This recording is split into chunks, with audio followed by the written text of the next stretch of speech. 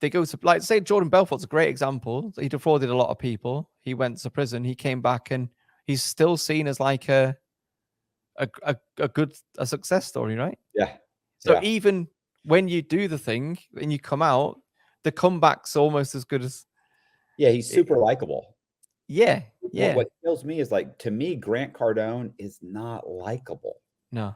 Like, the arrogance, he's so arrogant. He's so over the top. And, you know, he's almost abusive. Like, he mouths off to people. He calls people names. He picks at people. And it's like, you know, I can't imagine following this guy. But, you know, Belfort to me is always very humble, very polite, very nice, you know, and he's doing well. And, you know, so, and then maybe that's the ultimate scam, right? I want him to survive. I want him to succeed.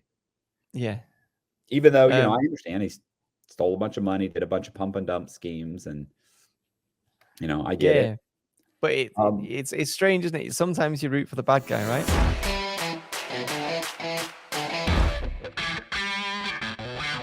Hey, this is Matt Cox, and I'm going to be interviewing Mike Winnett. Mike Winnett is an entrepreneur, and he had a YouTube channel, which we're going to talk about, called Entrepreneurial, and super interesting story. So check it out. So you're English. You can tell by my complexion, right? The accent. And I know you. I mean, we've spoken before. We spoke like 2 years ago, I think, like a year and a half, 2 years ago. And when you were starting the whole the Entrepreneurial YouTube channel. Yeah.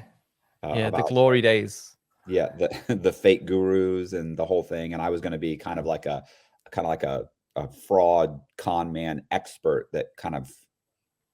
Yeah, so originally we were going to talk about walking and talking through how the fraud works and how some of these scams work. And but things happen with that channel, which caused me a lot of grief, because obviously people that make a lot of money through frauds and scams often don't like people exposing and talking about the tactics they use. So it caused me a lot of grief, both professionally and personally, really. So that's why the channel, I took a year break. I didn't upload anything for over a year.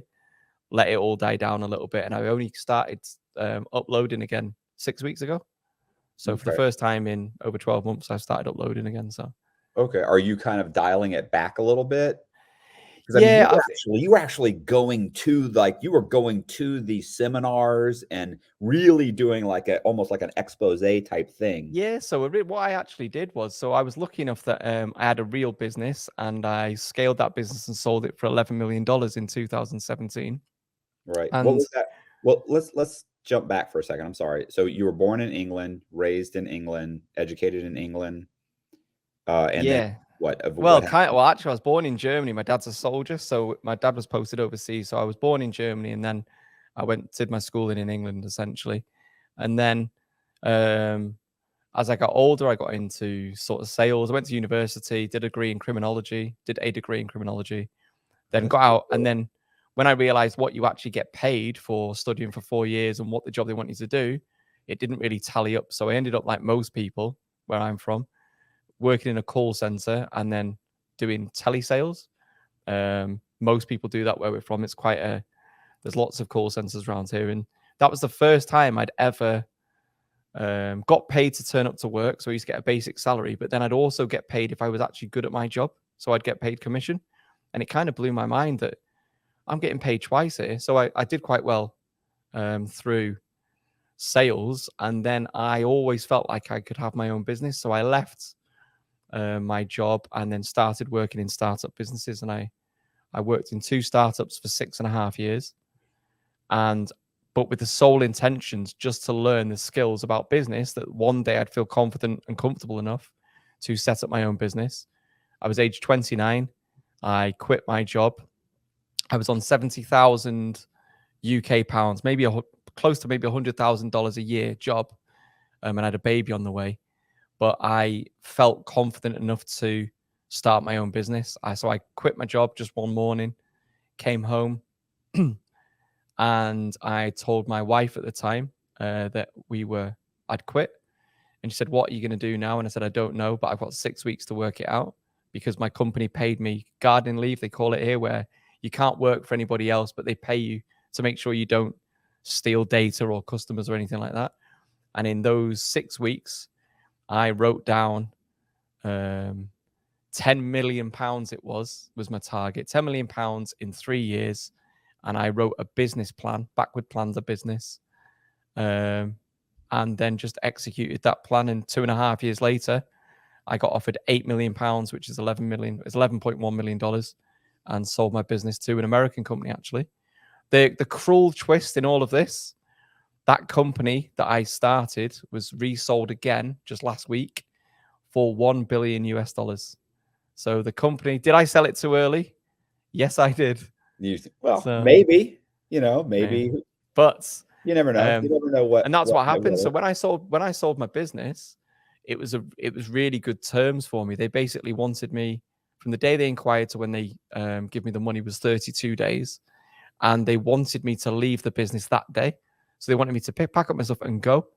But they also put something in that contract, which was I couldn't do the same thing or in that same industry for 2 years to protect their investment. Right, a non-compete. Yeah. So what happened was, what was the business? Do you mind me asking? Or? Yeah, so it was called Learning Heroes, which has been renamed to Litmus Heroes, which was then bought by SAP. They're like one of the biggest education companies in Europe now, probably the world. But essentially, it was online training content for big corporate clients. We actually had some American clients.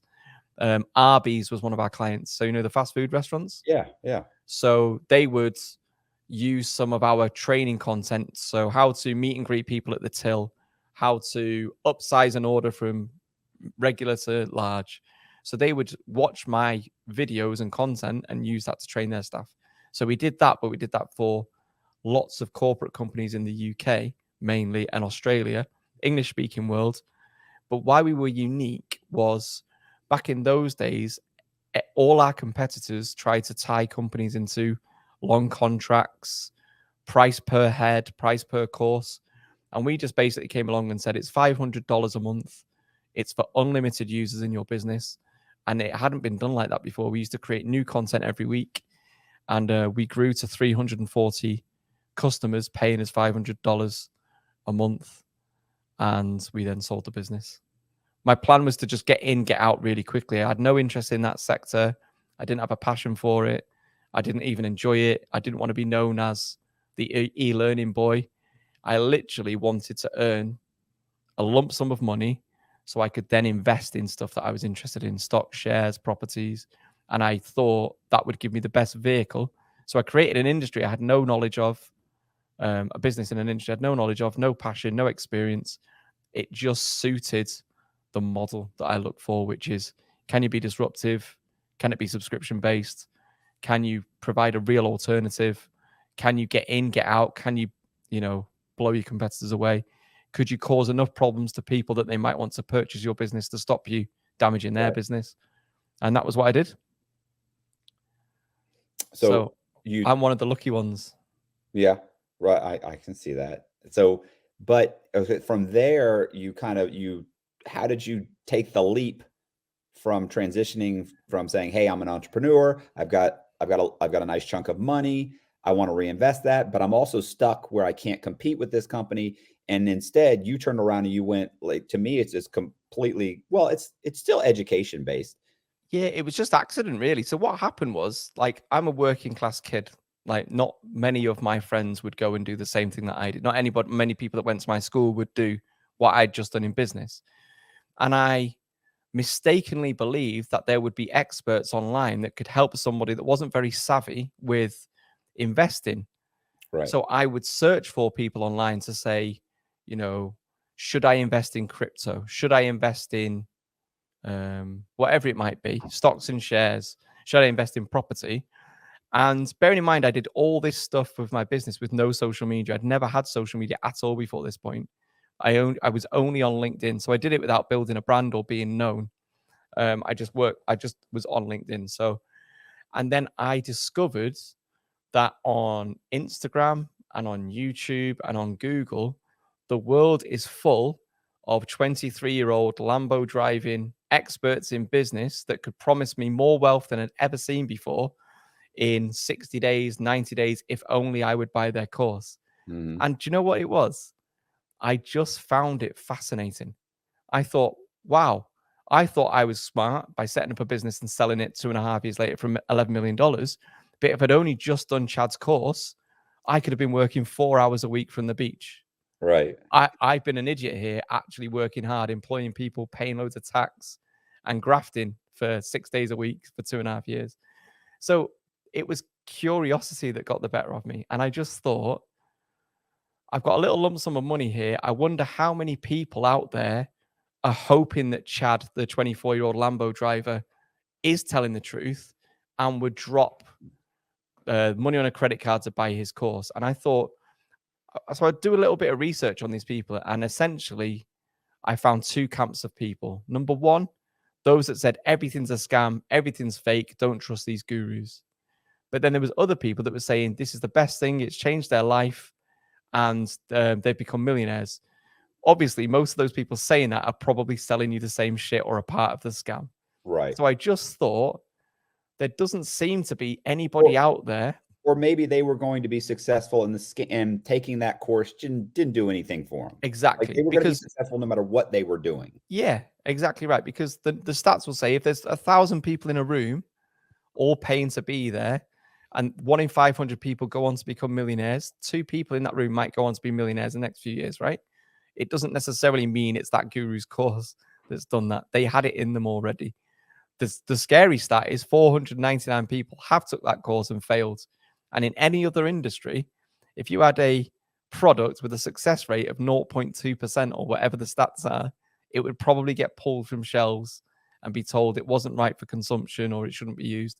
But weirdly, Not in the on wealth, YouTube. but exactly. But weirdly, in the wealth creation space, there's enough gray areas and it's not regulated enough that people can make wild claims and put out a subpar product, and they can get away with it. So I just ring fenced $500,000, and I thought I'm going to click on every advert I see, buy that person's course, do the course, and reveal what my actual results were from actually doing their course. So while they're saying you can earn 6 figures in 90 days, I will do it and then reveal that I only earned $200 or $300. And I was someone that actually knew how to run a business. So if I can't achieve these things, having actually grown and scaled a real business, Right. What hope has somebody that's a stay-at-home mum that's never had to deal with business before? What hope has she got of becoming a drop shipping guru?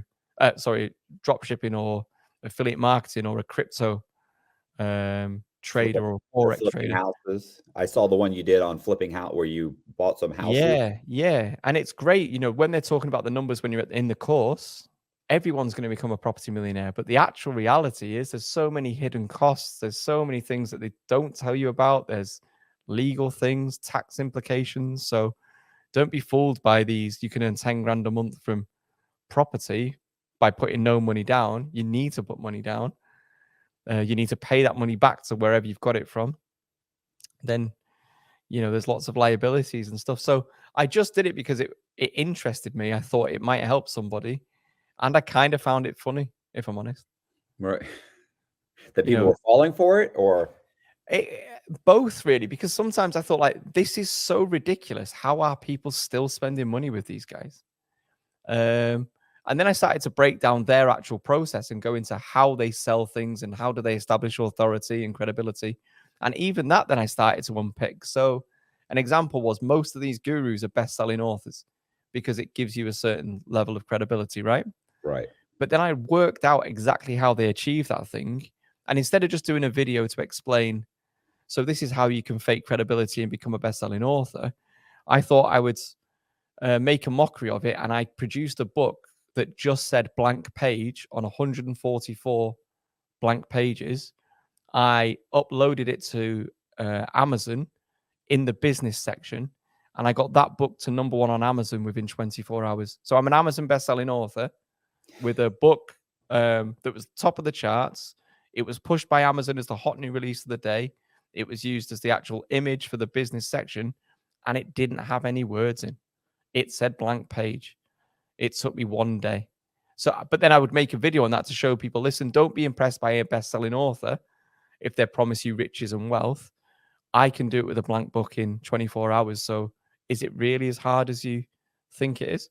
And that's what I started to do. Every week, I would just find something funny from the world of gurus, experts, and sort of the wealth creation industry. And I'd kind of expose it, but I thought I did it in an amusing way.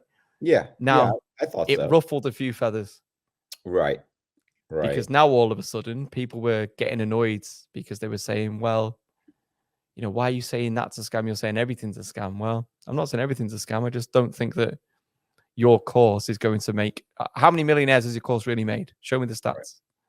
Right. But the interesting thing, by the way, and I talk about this quite a lot, what's weird about business and making money and creating wealth, people's sort of I don't know what you call it, like logic or their thought process suddenly shift. But if you replace business or entrepreneurship or drop shipping or affiliate marketing or crypto, whatever the thing is that they're selling, if you replace it with sport and then think of the exact same advert with the same logic and language, but apply it to sport. So imagine there was an advert that showed up on YouTube now that said, win the PGA Tour in 90 days, whether you've never picked up a golf club or hit a golf ball. Now, we would all see that advert, and it's $1,997, and it's by a guy that you'd never heard of before. Yeah, and right? it's obvious. It's obvious. You would immediately say. So you would sit there like, what the fuck? How does that work? But then as soon as you replace that with earn six-figure salary in 90 days in drop shipping, even if you don't know how to work a computer, people click that advert and they will spend that money with it. But being in business and being in entrepreneurship is like an elite level sport. You've got to have done your reps. You've got to have worked in business before. You've got to understand some basic fundamentals. You know, I started my business after working in startups for 6 years. It took me 6 years of learning for me to even think I had a chance of being successful and earning six figures. I don't understand why people think they could do Chad's course in 48 hours and become a millionaire. But weirdly, millions of people buy this thing. It sounds good, you know, and people do know, like, it's funny because I used to teach a real estate class, right? Like in prison, but I was, I was in prison for mortgage fraud and related to real estate. So I ended up teaching the real estate course for 10 years, and everybody in there wanted to flip houses. They buy and sell houses, buy them cheap, fix them up and sell them. And I would go in and I would tell, when I taught that, and I went over, maybe took a couple days and went over that, a couple of different classes. And I would go in and I would explain, listen, one time I bought a house, not one time, shoot, this is over and over again. I bought a house for $50,000. I put $20,000 in it. I sold it for $100,000. How much money did I make? And I said, that's a true statement. I really did that. Like, I did that all the time, but you know, I'm saying that's exactly everything I just said is true. And they go, man, you made $30,000. I said, no, I didn't. What I didn't tell you was how much the closing costs were, that I had to help the guy with his down payment, that I had to pay the closing costs for the borrower, that I had, you know what I'm saying? You start adding all that up, and the next thing you know, you didn't make nearly what, and I had to pay all of the carrying costs for the loan that I bought. I had to pay the points. I had to pay that. So you start adding it up, and it's like, you didn't make 30, you made 19,000, and it took 4 months, you know, and it was agony. And I was going out to the property over and over again. You don't talk about how the kids knocked the little kids in the neighborhood through rocks through the windows, or you got 3 air conditioners stolen, and a guy fell off the roof, and you're still waiting for him to sue you. So, you know, it always, like you said, it always sounds good. Like, yeah, because that's the headline thing. Because imagine you did an advert. Imagine that was your advert for your property course, by the way. How to potentially earn $19,000 after 4 months being sued. Right. Like, you're probably not going to get many clicks on your advert, but that's the reality. And that's all I wanted to do. I wanted to provide some sort of realism and balance to a lot of these grand claims by, ironically, the difference is you'd bought and sold houses there, right? Yeah. But a lot of these people that sell property courses, especially in the UK, don't actually make their money through buying and selling houses. They make their money through selling courses on how you can buy and sell houses. They don't even do the thing that they're now trying to teach you and tell you how much money you can make. Now, from a logical business point of view, if I had a property course based in Manchester, the north of England, if I made $100,000 or £100,000 a month through investing in below market value properties, and that's how I made my money, I wouldn't spend my weekend teaching people how to compete with me in my own hometown Right. for $37. The numbers don't stack up. You're turning your customers into competitors. So just from a business point of view, most of these people telling you how to do the thing, they're only selling you the course because the real money has stopped.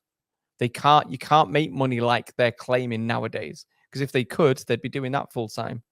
He built some of the nation's largest banks out of an estimated $55 million because $50 million wasn't enough and $60 million seemed excessive. He is the most interesting man in the world. I don't typically commit crimes, but when I do, it's bank fraud. Stay greedy, my friends. Support the channel. Join Matthew Cox's Patreon.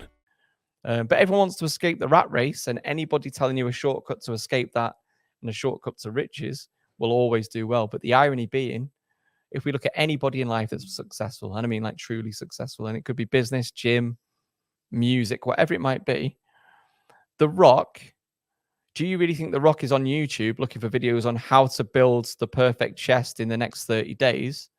Or do you think The Rock's at the gym building the perfect chest, right? And it's taken him years. When you see people in business, I've never ever met Jeff Bezos, Mark Zuckerberg, Steve Jobs, RIP, but I'd never met any of these people at any of these events. I'd never met any truly world-renowned guru tell me that the secret to their success was just working 4 hours from the beach from their laptop. Yeah. But all these courses, that's what they all say. Or that I'm making millions right now. How'd you do it? I took Grant Cardone's course. Yeah, no one. The only people that say that they took Grant Cardone course and make money are people that ironically are affiliate sellers for Grant Cardone's course. Right. And so say Grant Cardone as the example. I was offered a testimonial from Grant Cardone for my fake business that I made up for a fake product that didn't exist for $25,000. I was approached by one of his affiliates that said, we'd love to give you a testimonial from Grant to say that we've used your services. It's brilliant. It didn't exist. Didn't exist. He just wanted 25 grand and he'd say whatever he wanted. Right. Right. And these are the kind of videos I was making. And it was weird, actually. It was one of the 10X community that threatened to cave my head in with a rock. And he was going to come to my hometown. And they call him like Uncle G, Uncle Grant. Mad. It's very religious, you know, the whole setup. And it's entrenched in Scientology and stuff like that. It's quite once you start looking at what's behind it, it's quite murky, it's quite dark, it's quite interesting, but also it's a lot of hassle. And for a guy that's an actual business guy, and I wasn't a YouTuber, it kind of brought a lot of hassle that didn't marry up to me. Like I can deal with hassle if it brings in money. But I was just doing it to sort of educate people, make a few people laugh, and potentially stop people spending money on rubbish. And so when I started getting the death threats and the someone posted my kid's school online, the address and all that stuff, it just got a bit too much for me, really, and started to affect me a little bit. So how long you put up the YouTube channel? It's still up, right? Yeah. And but I've had to remove quite a lot of videos. I'm probably down maybe 12, 13 videos that have gone. And annoyingly, some of them I would say are my better videos. And you took them down or YouTube took them down? A combination of both. Some were enforced by YouTube and others were, if they stayed up, I'd receive legal letters from lawyers and solicitors in the UK saying that if they weren't removed, I'd have to pay certain things out. Annoyingly, a lot of the legal action is to scare you more than anything. Yeah. A lot of it can't stand up, but it's just hassle. And the problem is when you're not a lawyer. You have to go get a lawyer. You got to go get a lawyer to pay. So I actually won. I won a couple of these cases against them, but it still cost me like £4,500, $6,000 to win a case. Right. And so you can imagine if you've got a YouTube video that might make $300, $400 in ad revenue, but it's cost you $6,000 for it to be up. That's not a good business model. So I just removed some videos because of the hassle. And then also because of the global pandemic, I had to focus more on my actual real businesses that I do in real life, because my real life is my real life. YouTube's just it's not a thing for me really. I exist off YouTube quite happily, where there's a lot, because I'm a business person that's on YouTube rather than I'm a YouTuber trying to create a business on YouTube, which a lot of people do. So there's nothing wrong with that, by the way. It's just I've always preferred my real life business thing. Right. Yeah, no, I actually make most of my money, selling paintings and, optioning. Yeah, I've seen some of your stuff that you do. Yeah. So did you learn that when you were in prison? Did you get into the painting when you were in prison, or did you do that before? No, I have a degree in fine arts. So my degree's in fine arts. I've always painted. I just, I didn't think I could make any money at it when I graduated college. So, I went, I got the degree, and I knew I wasn't going to be able to support myself as an artist. So I started doing other things, and eventually I ended up owning a mortgage company and committed some fraud, and then it just spiraled out of control. Yeah. But yeah, it's easy to do, so when we talk about the entrepreneur stuff, I think sometimes there's some people, their intention is bad from the off, like they're doing it because it's a quick vehicle to quick cash. But I think sometimes they genuinely believe what they're doing is a victimless thing. And well, if it doesn't work, it's because they've not implemented the training properly. And there's so many get outs that sometimes they might be the victim of it themselves. They've bought into that lifestyle so much because they've normally learned from their own mentor or their own guru. They've paid someone that's taught them all these things. Yeah. That I think they don't necessarily realize how bad it is. Because I bet you didn't set up a mortgage company with the intentions of committing mortgage fraud when you started, or did you? No. But it then just slowly creeped up on me. Yeah. And so I think that's what I've learned. And this is sometimes there's a misconception that I hate all entrepreneurs, or sometimes I think you've got to admire their business ability, how they market themselves, how they grow, whatever. They do a lot of bad things, but there's also some good things you can learn from them. You just need to apply it to some of the lessons you can learn from even the worst entrepreneurs. Actually, there's some value there. You can almost learn. The internet's made people black and white, right? It's Republicans, it's Democrats, it's Brexit. Is it leave or stay? It's very much like that, where it's real life's a lot more nuanced. And, bad people do good things sometimes. Good people do bad things sometimes. It doesn't mean that you are those things forever. And that's the one thing, or one problem I've got with my channel. I think sometimes people think everything that is a scam that's like this. But you know what? There's some great courses online. You can learn skills online. There are some great business people that are mentoring people out there. Not everything is a scam. Right. However, your audience sometimes can't see that. Like, I get asked about Gary Vaynerchuk quite a lot because I ended up meeting the guy and ended up going to his office. And people say, like, do you like Gary Vee or do you hate him? My real answer is neither. Do you think Gary Vee's a good guy or a bad guy? Well, he's kind of both. Like, aren't we all? Right. And it's an interesting thing, I think, how the internet, I don't know if it's the internet, but people don't seem to be able to think critically or realize that people can be two very different things at the same time sometimes. So it's even my audience eventually towards the end, I was getting a bit frustrated with them as well as the gurus that were giving me shit, which is a mad thing to say, isn't it, about the audience that you've built? Yeah. Well, I get people that leave horrible comments, in the comment section of my videos, almost every video. It's like, you're watching though, like you are watching, and this guy, like there's a couple of guys, they really watch the videos, but you have like professional, trolls or haters or whatever. And it's odd, but this is the thing, just like you were saying, I was on Concrete is a podcast that's around here. A friend of mine, Danny, runs it. And I was on it's a big podcast, that, isn't it? Yeah, I think that would have done a few million views, right? Well, he's got like 500,000 subscribers. Yeah. But he's got videos that have 5-10 million views. Yeah, done well. So anyway, we were talking one time, and I said something about, I can't go. Oh yeah, I can't go. I said I'm going to church, tomorrow. And he was like, church? And I was like, yeah. And he's kind of, mocked me a little bit. And I said, well, wait a second. I don't have to believe to go to church. I don't have to believe every single thing that they're saying. You know what I'm saying? Or the entire belief system of the entire religion. Like, what did Jesus Christ die on the cross? I don't know. It says in the book, maybe, there's all these things, was, the universe created in 6 days, or we know whatever. Look, I don't know. What I know is I go, and this guy that I'm listening to, some of the stuff that he says I like. Some of it I disagree with. I take what I want. I walk out the door. I feel okay about it. I'm good. But you're right. There are people that it is, oh, you went to church? Oh, you don't believe in abortion? Oh, you're a horrible person. Oh, you want to keep women down. Oh, it's like, whoa, what are you talking about? Like they just go nuts over. It's like, bro, I just said I go to church with my girlfriend. Like people get crazy. They're really so polarized at this point. Yeah, but I think we are, but I also think that obviously social media is deliberately set up for that, because the more angry we are, the more we comment, the more time we spend on it. And the more it focuses on you. Like if I turn on, TikTok, like all I get is stuff that just is like, it's very divisive.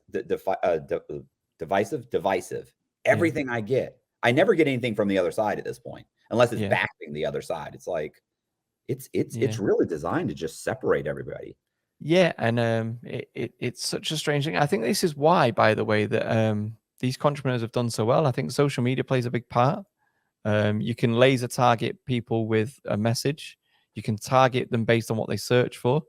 And then so you can target vulnerable people. And I think with society now, and it's a bit deep, but I've really got into like the science and stuff behind all this. It's been quite interesting. But I think family and community is kind of eroded sort of the last 50 years. Like, you would meet someone in your local town, you'd go and work in the local factory, and you'd sort of like have the same group of friends, and you'd all have the same experiences.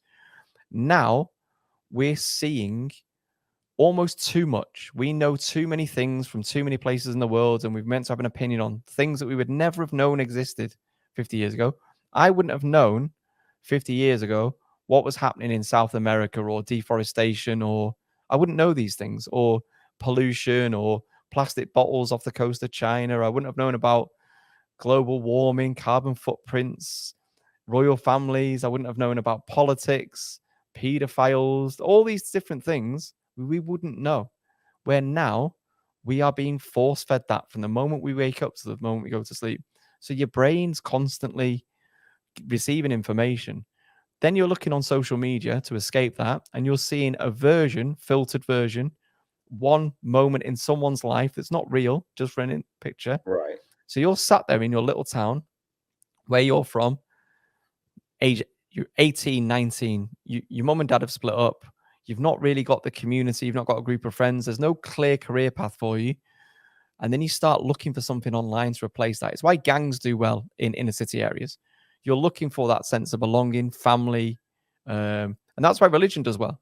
Whether you believe in it or not, the sense that you can all have a shared experience and you listen to the same people. And it's why it works, because that's what that's what we want. But what's happened is people like Andrew Tate, people like Grant Cardone, people like Gary Vee have become that voice to a whole disillusioned audience of sort of 16 to 23-year-old lads, essentially, because they think that everybody out there does drive a Lambo, does earn 6 figures. Anybody working 9 to 5 is an idiot. They should have achieved these things by these ages.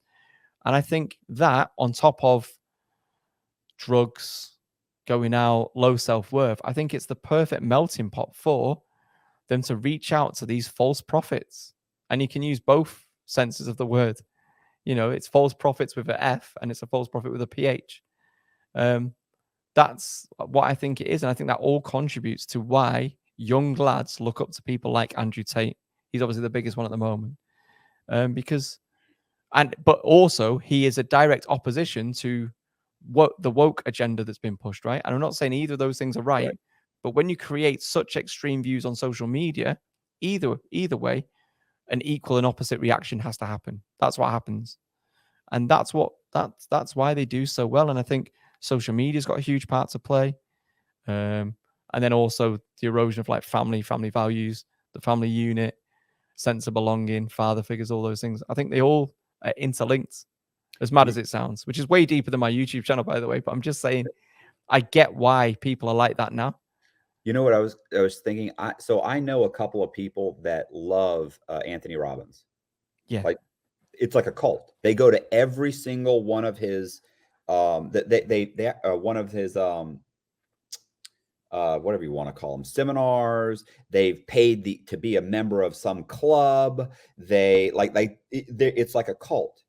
And yet both of these people are deeply troubled, do not have a lot of money, do not. And I'm sitting there like, you've been following this guy for 10 years. Yeah. Like, when are you going to have your breakthrough? When are Right. you going to become your millionaire? You know, when are you going to start living your best life? It's Right. odd, isn't it? But you buy all his stuff. You know all of his stuff. You're excited. You're in this plan. You've got pictures with him. It's like, what are you doing? Like, what is your real goal is it just to be a member of the club? Like, is it? Well, I think for a lot of people, that's what it is. So I've gone to lots of these events now and I see the same faces there. It's like their thing.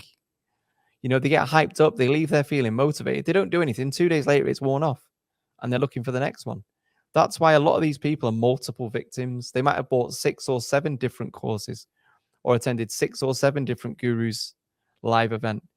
And none of them have actually paid off because they've not actually implemented one thing and followed it through. And that's even if you did implement it, the chances of you actually being successful through those methods are low anyway. But that's what I noticed quite a lot. There are multiple victims. I get messages from America all the time because there's a lot of people over there doing that. And I say, oh, my grandma spent $21,000 on these gurus in Boston. Can you help us get the money back?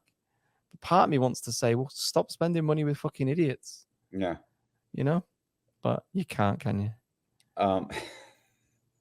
But I do think that. Stop handing money to people that you didn't know existed 2 days ago thinking they're going to save you. They're not going to. Yeah. No. Nobody's coming to help you but you. But also as well, by the way, and you'll probably, well, maybe not, but you'll know in scams quite often the victim is the victim because they think that they're going to gain a competitive edge off somebody else anyway. It's almost like they need to feel like they're getting something.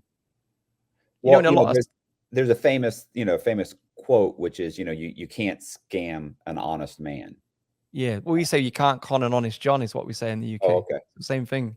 Yeah. And it is that, isn't it? So like if you're doing say a diamond fraud, you're telling someone these diamonds should be worth $20,000, but you can have them for 4,000. But I got them. I stole them, or I got a good deal, or I got this, or the guy doesn't know that I took them and I need to get rid of them real quick. And so they're thinking, shit, I'm getting $20,000 worth of dollars. I'm going to sell these for 10,000. So I'm going to be making 6,000 off someone. So like where a normal, good, honest person would say, there's something not right about this. I don't want anything to do with these diamonds. But then you get the people that do get scammed saying, oh yeah, I'll take them. Then before you know it, they've bought glass, balls, plastic. He built some of the nation's largest banks out of an estimated $55 million because $50 million wasn't enough and $60 million seemed excessive. He is the most interesting man in the world. I don't typically commit crimes, but when I do, it's bank fraud. Stay greedy, my friends. Support the channel. Join Matthew Cox's Patreon. Yeah, I was thinking, have you ever heard of Victor Lustig? The guy he sold the Eiffel Tower twice. Oh, yeah, I do know this story. Yeah. What was so funny about it was he gets all the scrap dealers together and he finds one of the guys that he feels like he's ripe for the pickings, he's a mark. He goes to him and says, listen, I can make sure I like you. I like you better than these other guys. I can make sure you get the bid. You'll get the job. But I need a taste. I need you to help me out. So the guy gives him $50,000 in cash to make sure he gets the bid. So he can't turn around and go to the police and say, I bribed this guy to get the bid. So that you've committed a fraud. So you can't expose yourself that, hey, I'm a scumbag and I got taken by this scumbag. So, but it's the same thing. The other thing is that it's almost like, being sexually assaulted for a woman. You'll notice that some women will be sexually assaulted multiple times. And it's like, how did that happen again? Because just like Marx, is that you're more susceptible to be preyed upon a second time.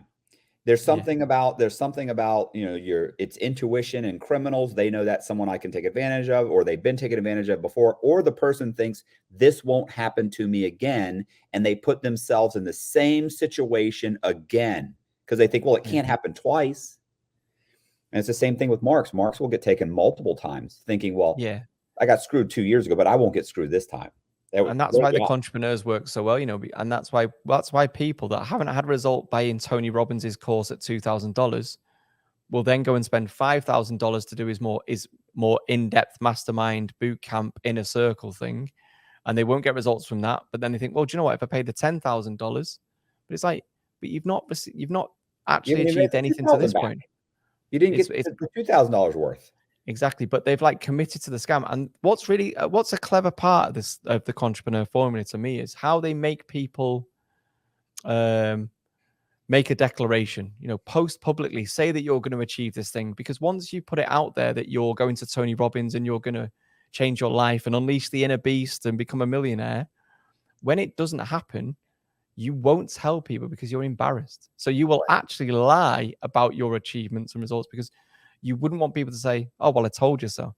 So the maddest thing about it is I know people that have paid more money to people they've not had results from, rather than just walk away and think, I've been burnt here, I'm going to leave. They would rather carry on spending money and quietly keep it to themselves that they've been unsuccessful, because their mum will the mum will ask them why they did it. The dad will, the brothers, the sisters, the friends. Why have you spent 20 grand with that guy? You've not achieved anything. Oh, well, I have. They feel like they've got to justify it because no one wants to be made an idiot of, right? All right. So it's a really clever thing to make people. But the psychology is amazing. Yeah, it's amazing. And you know what? The interesting thing is these tactics work.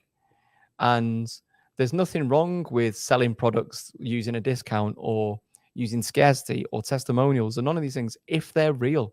If they're real, legit examples of these things, and the product that you're selling is actually good, serves a purpose, helps somebody achieve the thing that it claims, and you target the right person that's got a good chance of being successful, there's nothing wrong with these things. But unfortunately, that doesn't happen with most of these people. Well, what I was thinking is like, have you ever been to Disney World? No, I've never been. You never been to Disney World? I've been to America once. I was there for 3 days. I had food poisoning, and I saw a dead body. Oh, Mike, where'd you go? New York? New York. Yeah. Literally, I was in New York. I spent 3 hours out of my hotel room. I was in the hotel room, puking up and shitting myself for 2 solid days. I had a meeting with Gary V. On that way to that meeting with Gary Vaynerchuk in New York, I saw a woman being put into a body bag. People taking pictures of it.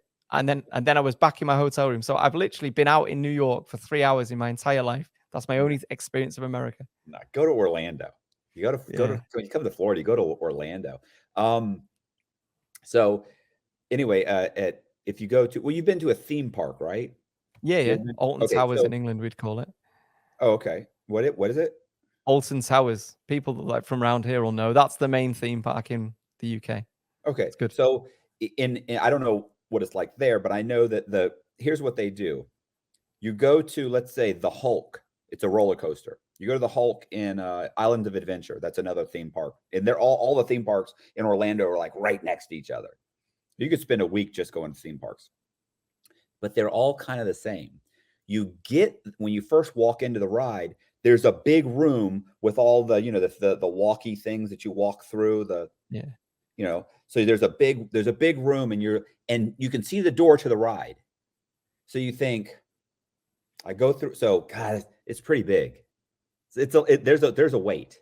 You sit there for a minute and you go, yeah, but it's right there. So you wait and you wait 30 minutes. Yeah. And then you're done. And when you get through that door, you realize it's not the ride. It's another room with more of the line. No way. But it's smaller. It's half the size of the other room. And so you think to yourself, you know what? I've already waited 30 minutes. This one looks like it's about 10 or 15 minutes. So you wait in that one because the door's right there to the ride. So you wait. And then when you get to that door, you realize there's another line, or another room with lines in it but it's shaped oddly, so it looks short. And it's smaller. So you wait. I've already waited 45 minutes. This one's about 5 minutes. So you walk the 5 minutes. Then when you get through there, there's another room with a much bigger room, probably the same size as the original room, but now you can actually see people getting on the ride. Yeah. So you wait. You would have never waited over an hour and 20 minutes had you seen that. But the psychology behind it is they know they'll wait this long, but they won't wait that long again unless, they keep building up the incentive to wait and wait and wait. You're not going to wait for an hour and a half if they told you it was an hour and a half, but Yeah, you'll of wait. course not. Right. So, it's the same thing I think with these guys is like one of the things they do, and I notice this happens a lot with con men, is there's the psychology that their understanding of their customers or their marks or whatever you want to call them is phenomenal. It's amazing. I've met some of these guys that literally they would tell me their pitch and I would sit there and listen to their pitch and I would go, and I'm in prison with the guy. And I would say, wait a second, you can't guarantee this. He goes, yeah. And if they ask me if I can guarantee it, I say I can't. Oh, no, I can't. All I'm telling you is that I'm going to sell you these vending machines in this area, but I can't promise nobody else will sell vending machines in that area. I can promise you that I won't sell that area to somebody else, an area they don't really own the rights to.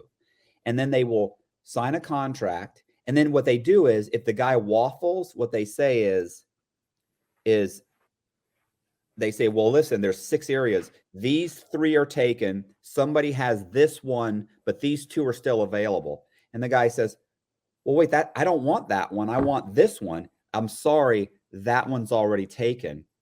This one, we got a contract on where we sent it out, but the guy hasn't signed it yet. So that it's the urgency. It's they are more concerned about losing out on a good deal than protecting their investment. Yeah. And they know it. And some of these guys are brilliant. When you listen to them, you're like, yeah, that's the biggest thing that I've learned from watching these people for 2.5 years, 3 years, and going to all their events and listening to them. Their actual script that they use is pretty much the same. The only thing they change is whatever vehicle it is that's going to get you to this successful point, right? But it's like using NLP, like saying, by now you should think this, by now you should think that. And it's really, really interesting. But I always go back to, they're so good at marketing and they're quite clearly good at sales, and they've obviously got a business mind. Why don't they just put that time and effort into creating something that actually does achieve results for people? But the reason being is not as many people would buy those things. Right. People always want to buy something that's going to make them wealthy, healthy, or happy. So they always go back to that. It's why people buy diet pills rather than I'll just eat less and move more. It's why people buy an ab belt to send electrons to their six-pack, or they download the 6-minute abs. People will spend money, lots of money, on things that they probably can't even be bothered implementing because they think it's going to help them achieve something.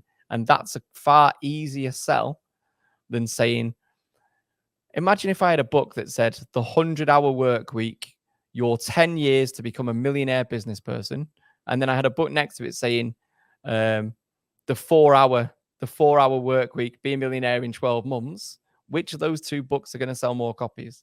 Yeah. And unfortunately, they want to be lied to almost. Yeah. And that's why but equally, there are some victims that are taken advantage of, and it's sad, and I feel sorry for them, and it's not been a good thing.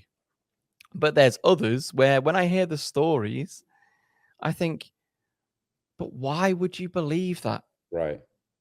Especially when they're not people that you've already heard of or are successful business people that are positioning themselves as successful in business.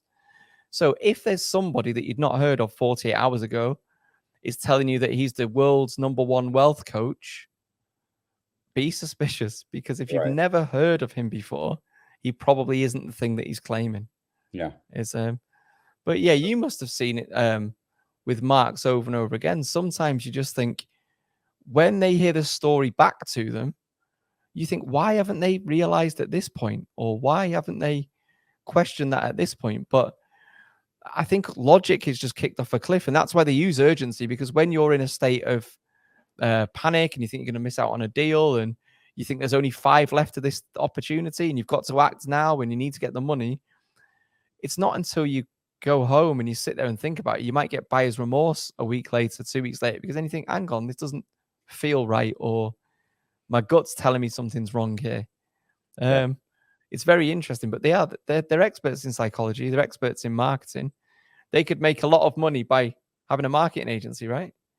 Probably, yeah. Probably not as much as they're making selling their own course. No, but I mean, I look at now, and if you Google some of the main names, some of the names that I've mentioned in this, they've all got like class action lawsuits going on for like $100 million or $400 million, and their customers have been burnt, and they've all clubbed together to start legal action against these people. So I think there's a lot of these people that in sort of 2-3 years time are probably going to be in prison or paying back a lot of the money. Well, I mean, I don't know how it works, but be paying money back to victims that they've kind of defrauded from people. But equally as well, by the way, for a lot of these people, they go to, like, say Jordan Belfort's a great example. He defrauded a lot of people. He went to prison. He came back, and he's still seen as like a success story, right? Yeah. So even when you do the thing and you come out, the comeback's almost as good as. Yeah, he's super likable.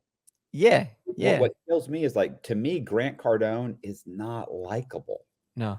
Like, the arrogance, he's so arrogant. He's so over the top. And, you know, he's almost abusive. Like, he mouths off to people. He calls people names. He picks at people. And it's like, you know, I can't imagine following this guy. But, you know, Belfort to me is always very humble, very polite, very nice, you know, and he's doing well. And, you know, so. And then maybe that's the ultimate scam, right? I want him to survive. I want him to succeed. Yeah. Even though, you know, I understand he stole a bunch of money, did a bunch of pump and dump schemes, and, you know, I get it.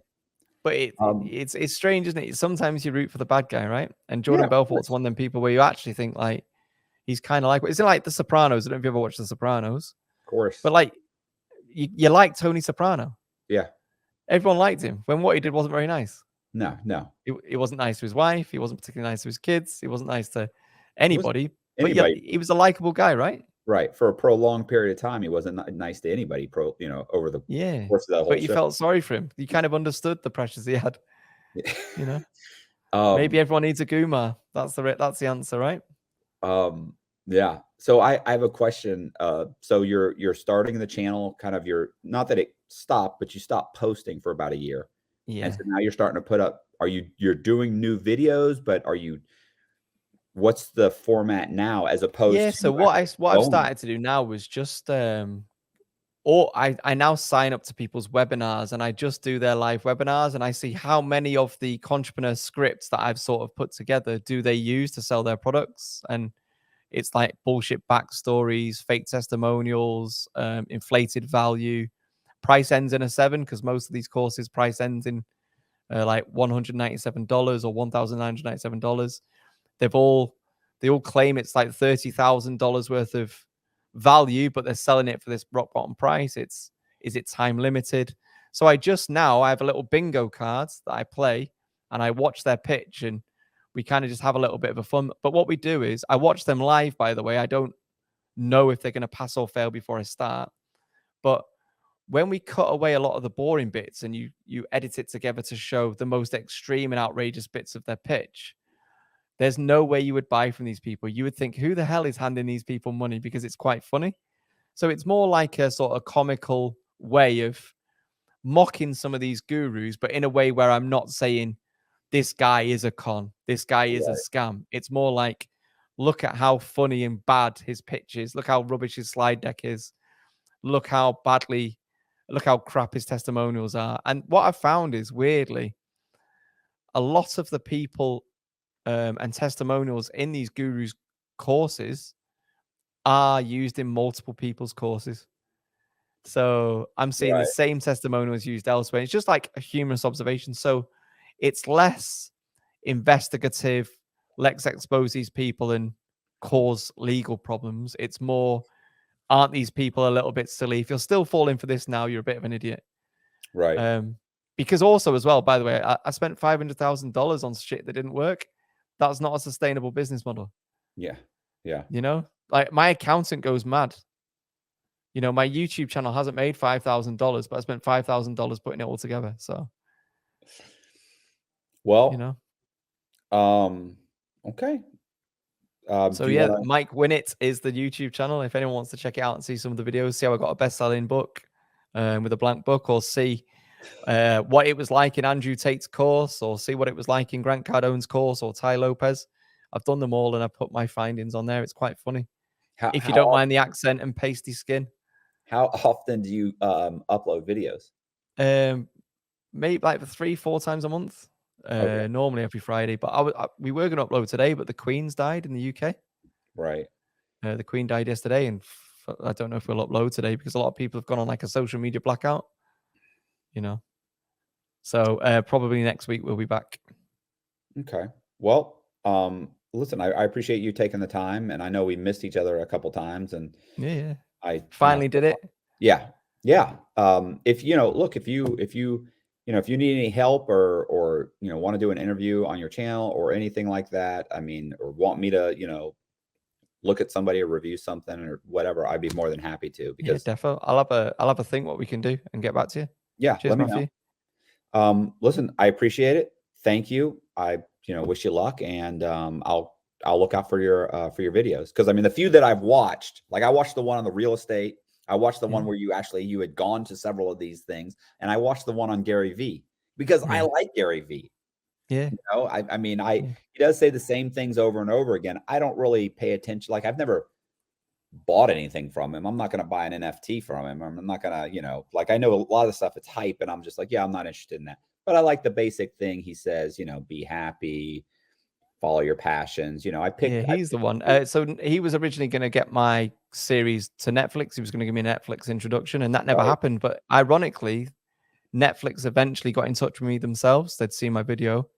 I did 3 hours of talking heads with Netflix, and they were coming over to the UK to film. I signed the paperwork to give permission to use my content, some of my IP, my intellectual property, my ideas. And then 2 days before filming was meant to start, they pulled the plug.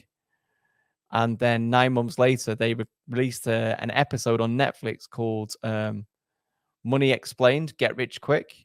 And that video looks and sounds very much like the video that I recorded with them. Wow. No, you're not. Yeah, so they cut me out of Netflix. But if you wait to the very end, it says special thanks, and my name's on there. Yeah, I think that's how they get around it. And I never got paid. But I signed the paperwork because I genuinely thought we were doing this together, and I would have been in that documentary. But no, they used the talking head thing, and then they went through my YouTube channel, and they pretty much built the episode based on what I said for it. It was almost like they used another narrator, an American narrator, to narrate the words that I'd said.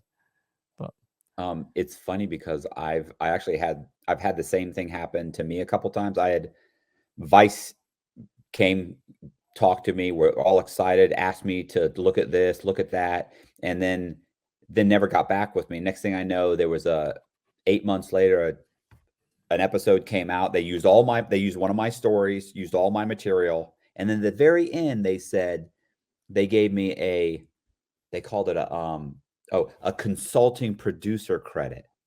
Yeah. It's like, and so when I complained, hey, what's going on? You owe me this much money. We talked about this. We talked about that. They were like, oh, we didn't realize we gave you a credit. Like, I don't want a credit. I want the credit. And take that to the bank, eh? Huh? Take that to the bank and pay with something with your credit. Yeah, exactly. They did end up giving me something, but not nearly what I deserved. But then again, it's like, okay, do you spend $5,000 or $10,000 to fight them in court to get half of that? Yeah, most people disappear, right? That's how I felt with Netflix. But the irony about mine is, my whole thing is about being scammed and how to avoid being scammed. And I got scammed by Netflix making an episode about scams, right? Yeah, so I get it. I hear it. Okay, listen, I appreciate it. thank you very much. And let me know if I can do anything. Yeah, brilliant. Cheers, Matt. Appreciate it. See you later. Thank you. Hey, listen, I appreciate it. And thanks to Mike Winnett. If you like the video, do me a favor and hit the subscribe button, hit the bell so you get notified of videos like this. Leave me a comment in the comment section, and I will try and respond to you. I don't know if I'm at 80 or 90%. I mean, you know, of responding. I don't know. I hit the bell. I mean, I hit the, you know, the little, you know, heart, a lot of them. Sometimes they don't require response. But typically if it requires a response, I try and respond. I probably get 70-80% of the ones where they probably deserve a response. So leave me a comment, or if you really want to talk to me, in the description box, you'll see my email is always there. I appreciate you guys watching. If you like the video, do me a favor also. YouTube has a thank you button where you can actually donate to the channel. It's like $1.90. I think you could all donate like $1.99 or $2.99 or $4.99. That would really help. And yeah, so I appreciate and see ya.